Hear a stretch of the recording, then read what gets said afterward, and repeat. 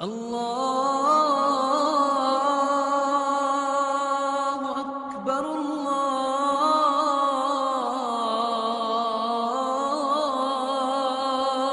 اکبر۔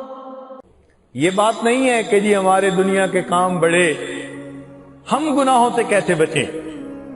ایسے بندے دنیا میں گزرے ہیں کہ جو مال و دولت کے بھی بڑے خزانے والے تھے مگر اللہ کے ہاں بھی بڑے درجے والے تھے۔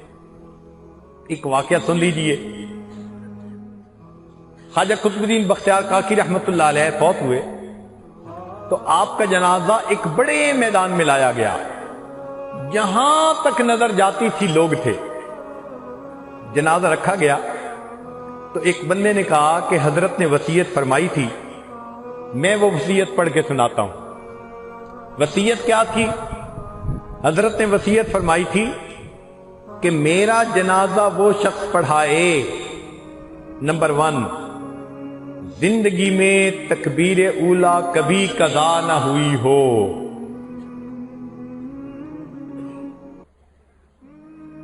اس کی زندگی میں تہجد کی نماز بھی کبھی قضا نہ ہوئی ہو، دوسری شرط۔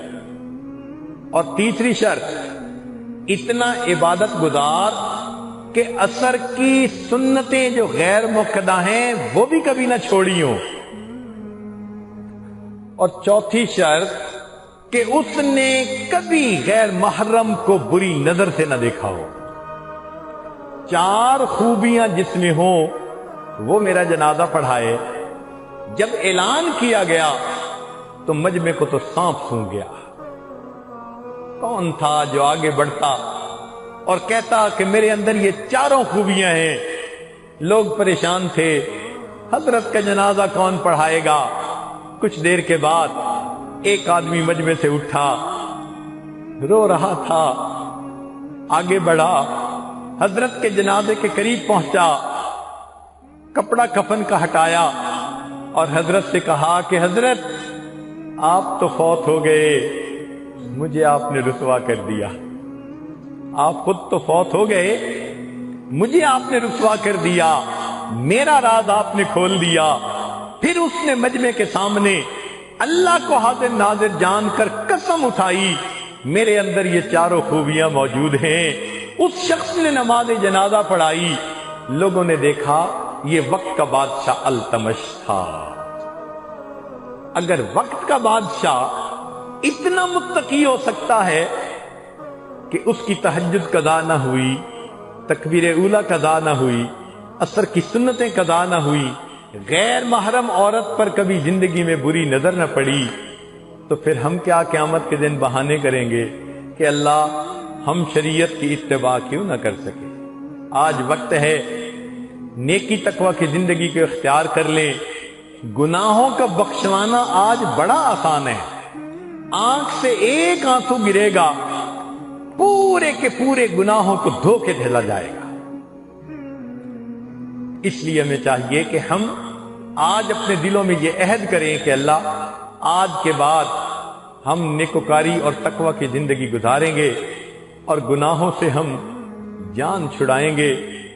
ورنہ سچی بات تو یہ ہے کہ جو زندگی ہم گزار چکے ہیں، اگر اسی کو لے کے اللہ کے سامنے چلے گئے اور قیامت کے دن اللہ تعالیٰ نے ہمیں چوائس دے دیا، میرے بندے یا تو خود ہی جہنم چلے جاؤ یا ہم تمہاری زندگی کی ویڈیو تمہارے باپ کو دکھاتے ہیں، تمہارے استاد کو دکھاتے ہیں، پیر کو کہیں تمہاری زندگی کی ویڈیو تمہارے مریدوں کو دکھاتے ہیں، بیوی کو کہیں تمہاری ویڈیو تمہارے خاوند کو دکھاتے ہیں، اور بیٹی کو کہیں کہ یا تو جہنم چلی جاؤ یا تمہاری ویڈیو تمہارے باپ کو دکھاتے ہیں۔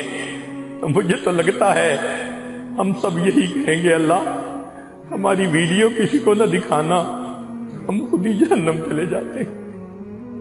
اگر زندگی ایسی گزار چکے ہیں تو آج وقت ہے کہ ہم سچی توبہ کر کے اس ویڈیو کو ختم کر کے ایک نئی نیکوکاری کی زندگی گزارنے کا دل میں ارادہ کر لیں۔ اللہ رب العزت گناہوں کو معاف کر کے خوش ہوتے ہیں۔ اللہ تعالی ہمارے گناہوں کو معاف کر دے۔ کیا علامہ اقبال نے خوبصورت شعر کہا، تو غنی از ہر دو عالم من فقیر، اللہ تو دو عالم سے غنی ہے، میں فقیر ہوں، روز محشر عذر ہائے من پذیر، اللہ قیامت کے دن میرے عذروں کو قبول کر لینا، گر تمہیں بینی حسابم ناگزیر، اگر اللہ آپ نے فیصلہ کر لیا میرا حساب لازمی لینا ہے، اے اللہ از نگاہ مصطفیٰ پنہا بگیر، اللہ میرا حساب مصطفیٰ کریم کی نظروں سے اوجھل لے لینا، مجھے ان کے سامنے شرمندگی ہوگی۔ وہ کیا فرمائیں گے، یہ طالب علم تھا، یہ میری حدیث پڑھنے والا، یہ مدرسے میں اللہ کے نام کی روٹیاں کھانے والا، یہ دین کی نسبت رکھنے والا تھا، اور اس کی نجی زندگی ایسی تھی۔ اللہ از نگاہ مصطفیٰ پنہا بگیر، اللہ مصطفیٰ کریم سے میرا حساب اوجھل لے لینا۔ قیامت کے دن ہماری سب کے سامنے اگر رسوائی ہوئی تو پھر کتنا برا ہوگا۔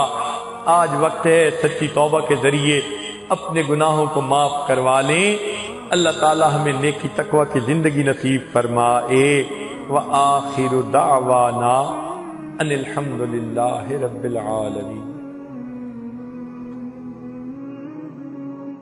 لا